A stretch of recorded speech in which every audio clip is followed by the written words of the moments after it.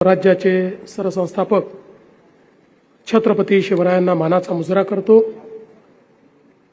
भारतीय राज्यघटनेचे शिल्पकार भारतरत्न डॉक्टर बाबासाहेब आंबेडकर यांना मानवंदना अर्पित करतो। ज्यांची आज पुण्यतिथी आहे असे लोकशाहीर अण्णाभाऊ साठे यांना देखील मानवंदना अर्पित करतो। आजच्या या अतिशय चांगल्या कार्यक्रमामध्ये मंचावर उपस्थित असलेले आपल्या सर्वांचे लाडके नेते आणि संपूर्ण देशामध्ये ज्यांना विकास पुरुष म्हणून ओळखलं जातं ते माननीय नितीनजी गडकरी, आपल्या लोकप्रिय उपमुख्यमंत्री सुनेत्राताई पवार, मंत्रिमंडळातील आमचे सहकारी चंद्रकांत दादा पाटील, ज्यांच्या विभागाचा आज कार्यक्रम आहे ते शिवेंद्रसिंहराजे भोसले, राज्यमंत्री माधुरीताई मिसाळ, खासदार श्रीरंगप्पा बारणे, महापौर मंजुषाताई नागपुरे, सन्माननीय आमदार भीमराव अण्णा तापकीर, राहुलजी कुल, उमाताई खापरे, योगेशजी टिळेकर, अमितजी गोरखे, विक्रमजी काकडे, सुनीलजी कांबळे, बापूसाहेब पठारे, सुनीलजी शेळके, चेतनजी तुपे, शंकरजी जगताप, बाबाजी काळे, हेमंतजी रासने, शंकरजी मांडेकर, ज्ञानेश्वरजी कटके, या ठिकाणी उपस्थित श्री धीरज घाटे, शेखर वडणे, प्रदीप कंद, शत्रुघ्न काटे, श्री श्रावण हार्डेकर, श्रीमती शीतल तेली उगले, श्री नवल किशोर राम, श्री विजय सूर्यवंशी, श्री जितेंद्र डुरी, श्री गजानन पाटील, श्री ब्रजेश दीक्षित, उपस्थित सर्व मान्यवर आणि या ठिकाणी उपस्थित सर्व भगिनी आणि बंधूंनो, आज अतिशय आनंदाची गोष्ट आहे की पुण्याला मोठ्या प्रमाणात जी काही वाहतुकीची कोंडी होते त्या कोंडीतनं बाहेर पडण्याकरता आणि विशेषतः पुण्यातनं बाहेर पडत असताना जो काही वेळ लागतो, आपल्या ज्या महत्त्वाच्या औद्योगिक वसाहती आहेत या औद्योगिक वसाहतींना जोडणारे जे रस्ते आहेत याच्यावरचं जे ट्रॅफिक कंजेशन आहे, या सगळ्या गोष्टींवर अतिशय उत्तम अशा प्रकारचा उपाय म्हणून जे 3 अतिशय महत्त्वाचे एलिव्हेटेड रोड्स हे आपण करतोय, आज त्याचं भूमिपूजन या ठिकाणी आपण केलेलं आहे।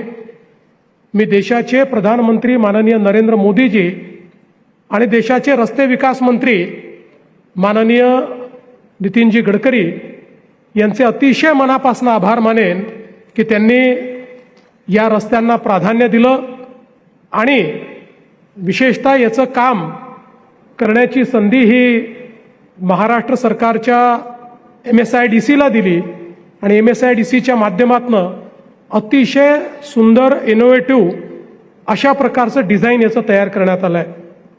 नितीनजींनी अनेक गोष्टी या ठिकाणी सांगितल्या, कशा प्रकारचा रेकॉर्ड आता नव्याने या ठिकाणी तयार होतोय। मग elevated double decker longest road अशा पद्धतीचा रेकॉर्ड तर त्यांनी सांगितला, पण एक गोष्ट सांगायला कदाचित ते विसरले की एक नवीन पद्धती पण या 3 रस्त्यांमध्ये होते। पहिल्यांदा BOTवर काम करत असताना आपण अशी अट ठेवली होती की केवळ BOTवर नाही तर त्या कामातनं अपफ्रंट पैसे सरकारला मिळाले पाहिजेत आणि आजपर्यंत आपण वायबिलिटी गॅप फंडिंगचे पैसे दिले किंवा BOTमध्ये आपण कदाचित राईट्स दिले, पण हा पहिले असे हे 3 प्रकल्प आहेत की ज्यातल्या एका प्रकल्पामध्ये आपल्याला 500 कोटी, दुसऱ्या प्रकल्पामध्ये 300 कोटी आणि तिसऱ्या प्रकल्पामध्ये 150 कोटी रुपये हे सरकारला प्राप्त होणार आहेत आणि BOTतनं ही कामं या ठिकाणी आपण पूर्ण करणार आहोत। अशा प्रकारचं एक अतिशय इनोव्हेटिव्ह हे मॉडेल या ठिकाणी तयार करण्यात आलेलं आहे, ज्यामुळे आपल्याला लँड ॲक्विजिशन असेल, बाकी गोष्टी असतील किंवा इतर अनुषंगिक गोष्टी असतील, याच्यामध्ये निश्चितपणे त्याचा एक मोठा फायदा होणार आहे. पुणे शिरूर मार्ग आत्ताच आपल्याला सांगितलं, जवळपास 7,515 कोटी रुपये, 53.4 किलोमीटरची लांबी, यातलं 35 किलोमीटर चौपदरी उन्नत आणि त्याखाली 4 पदरी जमिनीला समांतर मार्ग, म्हणजे एलिव्हेटेड मार्गही आहे आणि खाली जी काही गावं येतात, वस्त्या येतात, शहरं येतात, त्यांना जोडण्याकरता खालूनही मार्ग आहे. असं दुहेरी, ज्यांना थेट जायचं आहे ते वरून जातील, ज्यांना मध्ये जायचं आहे ते खालून जातील. आणि याच्या व्यतिरिक्त आपल्याला आवश्यकता पडली, कुठे वस्ती वाढली, तर आपल्याला मग तशा प्रकारचे त्याही ठिकाणी काही आर्म्स देता येतील, ज्यातनं आपल्या जे काही रहदारी आहे त्या रहदारीला आणि नागरिकांना त्या ठिकाणी उतरता येईल. आणि मगाशी ज्याचा उल्लेख झाला की या सगळ्या प्लॅनिंगच्या वेळी माननीय अजितदादा पवार हे प्रकर्षाने उपस्थित असल्यामुळे त्याच वेळी आम्ही प्लॅनिंग करत असताना भविष्याचा वेध घेत या सगळ्या रस्त्यांवर पुढच्या काळामध्ये आपल्याला मेट्रो न्यायची आहे. आणि जर आज हे पूल बांधून टाकले, आज जर आपण हे त्या ठिकाणी एलिव्हेटेड रोड बांधून टाकले, तर उद्या मेट्रो नेताना आपल्याला अडचण होईल, याचा विचार करत ॲडव्हान्समध्ये मेट्रोचं प्लॅनिंग केलं. आणि म्हणून आता या रस्त्यांवर एलिव्हेटेड रोडसोबत त्याच्यावर मेट्रो अशा पद्धतीचं ॲडव्हान्स प्लॅनिंग होणार आहे. म्हणजे मेट्रो येईल तेव्हा येईल, कदाचित त्याला थोडा वेळ लागेल, आम्ही अजून 6 महिन्यांनी त्याला मान्यता देऊ, पण त्याच्याकरता संपूर्ण व्यवस्था त्या ठिकाणी असेल.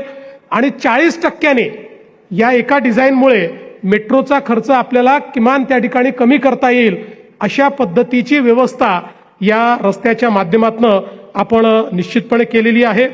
आणि म्हणून मला असं वाटतं, खरं म्हणजे पहिल्यांदा हा प्रयोग नागपूरला झाला.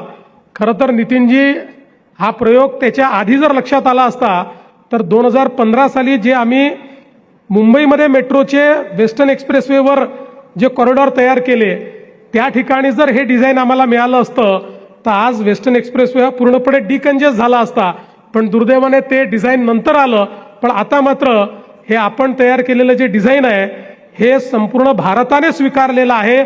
आणि यामुळे खूप मोठ्या प्रमाणात पैशाची बचत होते, जागेची बचत होते आणि त्यातनं लोकांना चांगल्या पद्धतीने जो काही फायदा आहे तो होतोय. तळेगाव चाकण शिक्रापूर मार्ग 3,923 कोटी रुपये, ज्याच्यामध्ये 53.20 किलोमीटरची ही लांबी आहे आणि या जमिनीला समांतर आहे. आणि 26 किलोमीटर याच्यामध्येही उन्नत मार्ग आपण तयार केलेला आहे. याच्यामध्येही जवळपास 300 कोटी रुपयाचं अपफ्रंट प्रीमियम हे आपल्या महाराष्ट्र सरकारला त्या ठिकाणी प्राप्त झालेलं आहे. त्यामुळे मला असं वाटतं की एक अतिशय इनोव्हेटिव्ह, मला असं वाटतं महाराष्ट्रातच नाही संपूर्ण देशामध्ये नितीनजींच्या नेतृत्वात खूप वेगवेगळ्या प्रकारचे ज्याला म्हणतो प्रोजेक्ट्स तयार झाले, त्याचे डिझाईन तयार झाले आणि त्याचे फायनान्सिंग पॅटर्न्स तयार झाले. आता हा एक नवीन पॅटर्न आपण शोधून काढलेला आहे आणि त्यातनं ज्या ठिकाणी खूप मोठ्या प्रमाणात रहदारी आहे, वाहतूक आहे, जिथे जास्त वाहनं जातात त्या ठिकाणी कदाचित नुसतं BOT आपण केलं असतं तर यातला बराचसा जो काही फायदा आहे हा विकासकाला गेला असता. तो फायदा राज्य सरकारकडे कसा घ्यायचा ह्याचाही फायदा आपण या माध्यमातून केलेला आहे. आणि त्यामुळे पुढच्या काळामध्ये अगदी JNPT पासनं आपल्याला सहज या ठिकाणी छत्रपती संभाजीनगर, पुणे, पिंपरी चिंचवड सगळ्या औद्योगिक वसाहतीपर्यंत जाण्याकरता एक महत्त्वाचा फायदा यातनं होणार आहे. हडपसर ते यवत हा जो मार्ग आहे हाही जवळपास 5,262 कोटी रुपयाचा आहे. याच्यामध्ये 31 किलोमीटर याची लांबी आहे, 25.80 किलोमीटरचा जवळपास 6 पदरी उन्नत मार्ग आहे, 31.65 किलोमीटरचा समांतर 6 पदरी, म्हणजे वरही 6 पदरी आणि खाली 6 पदरी. आपण विचार करू शकता आज आपण ज्यावेळेस इथनं जातो त्यावेळेस आपल्याला काय ट्रॅफिकचा सामना करावा लागतो, पण 6 पदरी रोड खाली आणि 6 पदरी रोड वर केल्यानंतर सीमलेसली आपण जाऊ शकू. 50 मिनिटाचा वेळ हा किमान आपला त्या माध्यमातनं वाचणार आहे. त्यातनं आपलं डिझेल, पेट्रोल सगळं वाचणार आहे, प्रदूषण कमी होणार आहे. आणि याही प्रकल्पातनं जवळपास 250 कोटी रुपये अपफ्रंट आपल्याला या ठिकाणी प्रीमियम मिळालेला आहे. आणि म्हणून अतिशय चांगल्या पद्धतीनं ही सगळी या ठिकाणी कारवाई जी आहे ती आपण करतोय. पुढच्या काळामध्ये नव्या पुरंदर विमानतळाशी कनेक्टिव्हिटी देखील वाढवण्याचं काम आपण या ठिकाणी करतो. मी आत्ताच श्रावण हर्डीकरशी चर्चा केली आणि आपला जो दिवे घाट आहे, या दिवे घाटामध्ये जर आपण एक ट्विन टनेल तयार केला आणि त्या ठिकाणी ट्विन टनेलच्या माध्यमातून जर आपण मेट्रो आणि रस्ता हा त्या टनेलमधनं नेला तर पुरंदर एअरपोर्टला जाण्याकरता आपला जो वेळ आहे हा अतिशय कमी होईल आणि सिग्नल फ्री पद्धतीनं आपल्याला मोठ्या एका स्ट्रेचमध्ये पुरंदर एअरपोर्टला पोहोचता येईल. पूर्वी लोकांना असं वाटायचं पुरंदर एअरपोर्ट हे केवळ एक स्वप्न आहे, पण मी निश्चितपणे या ठिकाणी सांगू इच्छितो की आता 50% जास्त ॲक्विजिशन पैसे देऊन पूर्ण झालेलं आहे. त्यामुळे आता आम्हाला त्याचं टेंडर काढता येईल आणि 91% लोकांनी स्वतः त्याच्याबद्दल आपली संमती दिलेली आहे. आता केवळ त्यांच्या खात्यामध्ये पैसे जाणं बाकी आहे. पैसे डुडी सगळे आपल्याला मिळालेलेच आहेत, त्यामुळे पैशाची कुठलीही कमतरता नाही. त्यामुळे आता जवळपास ऑगस्टपर्यंत हे ॲक्विजिशन पूर्ण होईल आणि मला सांगताना आनंद वाटतो की देशाच्या इतिहासातलं फास्टेस्ट ॲक्विजिशन आजपर्यंत कुठल्याही विमानतळाचं इतक्या वेगानं 6 महिन्यात संपूर्ण ॲक्विजिशन पूर्ण होणं हा एक रेकॉर्ड आहे. त्यामुळे मला असं वाटतं की निश्चित जिल्हा प्रशासन, त्यानंतर MIDC असेल, वेगवेगळे आपले जे काही सगळे या ठिकाणी अधिकारी असतील, सगळ्यांचं मी अतिशय मनापासून अभिनंदन करतो की इतक्या फास्ट आपण हे केलेलं आहे आणि आमचा प्रयत्न असेल की यावर्षीच याचं सगळं टेंडर प्रक्रिया पूर्ण होऊन याचं काम सुरू व्हावं आणि जोपर्यंत हा एअरपोर्ट तयार होईल तोपर्यंत मेट्रो आणि रस्ता डेडिकेटेड या ठिकाणी पोचला पाहिजे आणि त्या दृष्टीने मला विश्वास आहे की पुढच्या काळामध्ये हे काम देखील आपण हातामध्ये घेऊ. आणि हे सगळं करत असताना खरं म्हणजे आता या तिन्ही रस्त्यांना 4 वर्षाची वेळ आपण दिली आहे, पण आमचं या टर्मचं आयुष्य हे 2029 पर्यंतच आहे आणि तुम्ही 2030 सांगता, म्हणजे पुढच्या वेळेस आम्ही येणारच आहोत, तो प्रश्न नाही आहे. पण शेवटी आमचं जे काही राजकीय आयुष्य असतं ते एकेका टर्मचं असतं. त्यामुळे हे जे 4 वर्ष तुम्ही म्हटलेले आहेत, आम्ही सगळ्या अडचणी तुमच्या दूर करतो आहोत आणि BOT आहे, लवकर झालं तर फायदा मिळणार आहे. त्यामुळे तुम्ही प्रयत्न केला तर मला विश्वास आहे की 3.25 ते 3.5 वर्षामध्ये हे काम निश्चितपणे या ठिकाणी पूर्ण केलं जाऊ शकतं आणि म्हणून त्या वेगानं हे काम आपण पूर्ण करावं अशा प्रकारची माझी तुम्हाला विनंती आहे. खरं तर आपण पाहू शकतो की गडकरी साहेबांनी सांगितले खरं आहे, पुणे आणि पिंपरी चिंचवड 2011लाच 50 लाखाच्या वर गेलं. आता कदाचित नवीन पुढच्या वर्षी जेव्हा आकडे येतील त्यावेळी 80 लाखाच्या वर ही 2 शहरं मिळून जातील. आता हे एक प्रकारे सगळ्यात मोठं अर्बन ॲग्लोमरेशन म्हणून याच्याकडे आपण पाहतो, पण त्याचसोबत हे आपलं ग्रोथ इंजिन आहे. जवळपास 6.25 लाख कोटीचं या ठिकाणी GDPचं कॉन्ट्रीब्युशन देणारी ही 2 शहरं आहेत आणि पुढच्या काळामध्ये पुणे ग्रोथ हब ही जी काही आपण या ठिकाणी संकल्पना मांडलेली आहे, या ठिकाणचे जे काही इतर प्रकल्प आपण करतो, मग पुण्याचा आउटर रिंग रोड आहे, इनर रिंग रोड आहे, SCMTR आहे, या सगळ्यामुळे आणि आता हे जे 3 रस्ते आपण करतोय, परत आपण पुणे ते नाशिक रोड फाटा ज्याचा आपण उल्लेख केला, 130 कोटी रुपये द्यायचे, ते आम्ही एका 15 दिवसात देऊन टाकू आणि त्याचंही ॲक्विजिशन करून टाकू, म्हणजे त्याचंही भूमिपूजन आपल्याला इमिजिएट करता येईल. तर त्याही दृष्टीने मला असं वाटतं की आता आपलं जे नितीनजी मार्गदर्शन आहे, आता PMRDAच्या माध्यमातनं वेगवेगळ्या प्रकारच्या आम्ही ज्या काही त्या ठिकाणी टाउन प्लॅनिंगच्या योजना करतोय, या योजनांच्या पाठीमागचं आमचं उद्दिष्टच हे आहे की आता सगळा लोड हा पुण्यावर किंवा पिंपरी चिंचवडवर न आणता PMRDA क्षेत्रामध्ये छोटे छोटे अर्बन ॲग्लोमरेशन्स तयार व्हावेत, त्या ठिकाणी छोटे शहरं तयार व्हावेत, त्या ठिकाणच्या टाउनशिप्स तयार व्हाव्यात आणि त्यातनं हे लोड थोडं डिस्ट्रीब्यूट होऊन आणि आपल्याला पुढच्या काळामध्ये जे काही आपलं हे ग्रोथ इंजिन आहे, या ग्रोथ इंजिनचा फायदा हा निश्चितपणे घेता आला पाहिजे. आपण जर बघितलं तर एकटं पुरंदर एअरपोर्ट हे पुण्याच्या GDPमध्ये 2 ते 3% कॉन्ट्रीब्युशन त्या ठिकाणी वाढवणार आहे आणि म्हणून निश्चितपणे आता आपण जी काही कामं हातामध्ये घेतलेली आहेत, या कामांमुळे मला असं वाटतं की चांगल्या पद्धतीनं या वाहतुकीचं नियोजन हे आपल्याला करता येणार आहे. आता रिंग रोडमुळे विशेषतः जी काही वाहतुकीची कोंडी आहे ती 30% कमी होईल अशा पद्धतीनं आपला अंदाज त्या ठिकाणी आहे. 173 किलोमीटरचा आउटर रिंग रोड असेल, 86 किलोमीटरचा इनर आपला जो काही रिंग रोड असेल, हे दोन्ही 2 वर्षात पूर्ण करायचे अशा पद्धतीनं या ठिकाणी आपलं काम चाललेलं आहे. त्यामुळे जवळपास जसं आता नितीनजींनी सांगितलं की सगळा ट्रॅफिक बाहेरून जाईल. आज जो सगळा पुण्याच्या वेगवेगळ्या भागातनं जातो आहे तो सगळा मुंबई, सातारा, कोल्हापूर, अहिल्यानगर, कोकणाकडे जाणारा हा सगळा जो आहे तो पूर्णपणे बाहेरून जाईल आणि त्यातनं कात्रज चौक, नगर रस्ता, चांदणी चौक, हिंजवडी, चाकण, नाशिक फाटा, तळेगाव अशा सगळ्या परिसरातली कोंडी ही पूर्णपणे आपल्याला निश्चितपणे कमी करता येईल. यासोबत आता आपला जो HCMTR आहे त्याचंही नियोजन आपल्या प्रशासनाने सातत्याने त्या संदर्भात बैठका घेऊन त्यातल्या ज्या काही अडचणी आहेत त्या दूर केलेल्या आहेत.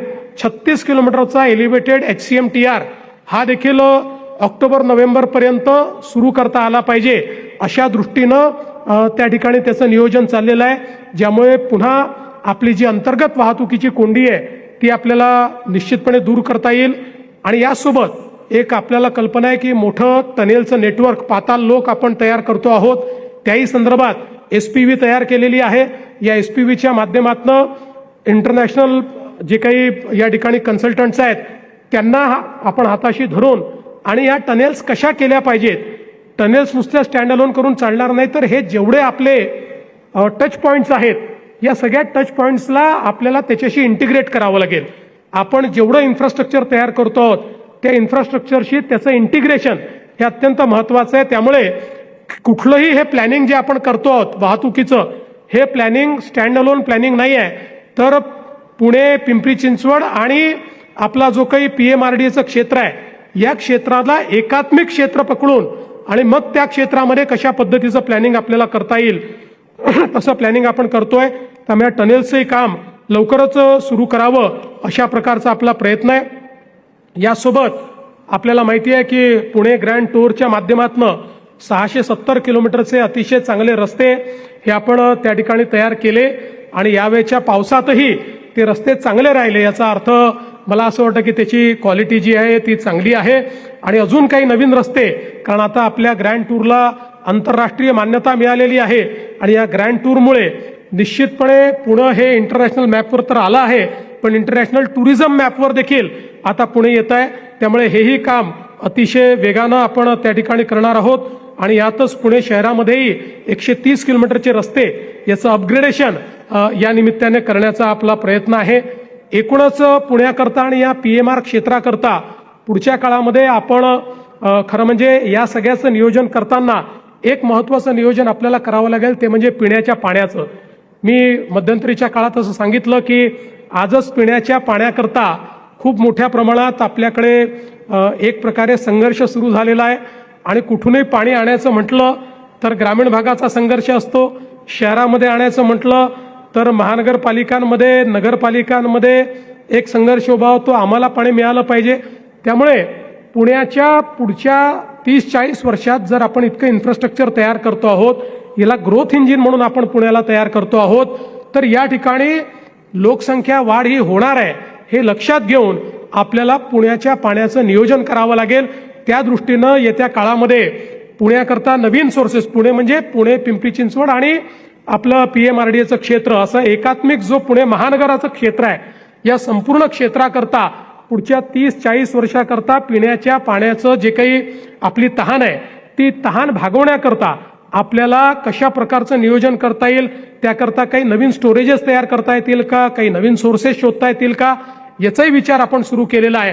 आणि त्यासोबत महत्त्वाचं हे आहे की नुसते सोर्सेस शोधून चालणार नाही, तर सगळं जे पाणी आहे ते पाणी त्याचा पुनर्वापर हे अत्यंत महत्त्वाचं आहे. त्यामुळे पुनर्वापरावर जोर देणं, त्याकरता आपण मोठ्या प्रमाणात STPs तयार करतो. जलशुद्धीकरणाच्या वेगवेगळ्या व्यवस्था, विशेषतः जायकाच्या माध्यमातून आज अनेक STPचं काम आपलं चाललेलं आहे. नोव्हेंबर 26 पर्यंत त्यातल्या बरंचसं काम आपलं होणार आहे. पण आपल्या विशेषतः दोन्ही महानगरपालिकांचं 100% पाणी ट्रीट झालं पाहिजे आणि जवळपास ज्या नगरपालिका आपण तयार केल्या आहेत त्याचंही 100% पाणी ट्रीट केलं पाहिजे. अशा दृष्टीनं पुढच्या काळामध्ये आपल्याला इन्फ्रास्ट्रक्चरचा विचार करावा लागेल. आणि त्याही दृष्टीने आपल्याला माहिती आहे की वर्ल्ड बँकेशी बोलून आपण एक योजना तयार केलेली आहे की ज्या योजनेच्या माध्यमातून हा सगळा जो नागरी भाग आहे, या नागरी भागातलं पाणी जे आपल्या तलावांना आणि आपल्या विशेषतः नद्यांना प्रदूषित करतं, हे सगळं पाणी ट्रीट झालं पाहिजे. या दृष्टीनं आपण काम हातामध्ये घेतलेलं आहे. पुण्यामध्ये आपण मागच्या काळात जी एक प्रकारे इक्विटेबल पाण्याचं डिस्ट्रीब्युशन झालं पाहिजे, या दृष्टीनं जी योजना हातामध्ये घेतली होती तीही योजना याच वर्षी पूर्ण झाली पाहिजे, या दृष्टीनं मी सूचना आपल्या महानगरपालिका आयुक्तांना आणि महापौरांना दिल्या आहेत आणि मला विश्वास आहे की आता मी जेव्हा त्याचा आढावा घेतला तर चांगल्या पद्धतीनं ते काम चाललेलं आहे. आता पुढच्या काळामध्ये आपल्या पालकमंत्री सुनेत्राताई देखील पुढच्या 2 महिन्यानंतर त्याचा आढावा घेतील. कुठल्याही परिस्थितीत आपल्याला याच वर्षी हे काम कसं पूर्ण करता येईल याचा प्रयत्न हा आपण निश्चितपणे केला पाहिजे. खरं तर मला असं वाटतं की आज जे काही काम आपण या ठिकाणी करतो भविष्यातलं पुणे, कारण आपण बघतो की पुणे हे आपलं इंजिनिअरिंगचं, स्टार्टअपचं, सगळ्या गोष्टीचं आपलं हब आहे आणि पुढच्या काळामध्ये ज्या फ्रंटियर टेक्नॉलॉजीज आहे, डीप टेक आहे, याचं देखील हब पुणेच होणार आहे. आज देशामध्ये जे GCCचं रिव्होल्युशन सुरू झालेलं आहे, या GCCमध्ये जवळपास 35% GCC या एकट्या पुण्यामध्ये या ठिकाणी देशातल्या तयार होऊ घातलेल्या आहेत, होत आहेत आणि होणार आहेत. त्यामुळे मला असं वाटतं की या सगळ्याचा विचार करता जी परिस्थिती बँगलोरची झाली की आता बँगलोरला जाताना 2 वेळा लोक विचार करतात, बँगलोरमध्ये ट्रॅफिकच पुढे जात नाही, ती परिस्थिती पुण्याची होऊ नये म्हणून मला आनंद आहे. माननीय गडकरी साहेब असतील, केंद्र सरकार, राज्य सरकार, मागच्या काळामध्ये अजितदादा, शिंदे साहेब, आपले चंद्रकांत दादा असतील, आमच्या माधुरीताई असतील, सगळ्यांनी मिळून सातत्याने विचार करून पुण्याला ती परिस्थिती येऊ नये म्हणून आपण अहेड ऑफ द टाइम कसं होऊ शकू अशा प्रकारच्या सगळ्या प्रोजेक्ट्सचं आपण कन्सेप्ट केलेला आहे आणि केवळ कन्सेप्टच्या स्टेजवर आपण नाही आहोत. हे सगळे प्रोजेक्ट्स आता आपण हळूहळू सुरू करतो आणि एका निश्चित कालावधीत हे प्रोजेक्ट जर आपण तयार केले तर मला विश्वास आहे की 2030 सालचं पुणे हे देशातलं एक अतिशय आधुनिक अशा प्रकारचं शहर असेल आणि देशाच्या ग्रोथ इंजिनमध्ये पुण्याचा देखील समावेश आपण निश्चितपणे, आजही ते आहेच, पण एक प्रॉमिनंट ग्रोथ इंजिन म्हणून आपण त्याचा समावेश करू शकू. मी पुन्हा एकदा केंद्र सरकारचे, आपल्या PWD विभागाचे आणि पुण्याच्या सगळ्या अधिकाऱ्यांचं अतिशय मनापासून या ठिकाणी अभिनंदन करतो, त्यांचे आभार मानतो आणि आपल्या सगळ्यांचं अतिशय मनापासून अभिनंदन करून मी माझे 2 शब्द संपवतो. धन्यवाद. जय हिंद, जय महाराष्ट्र. धन्यवाद.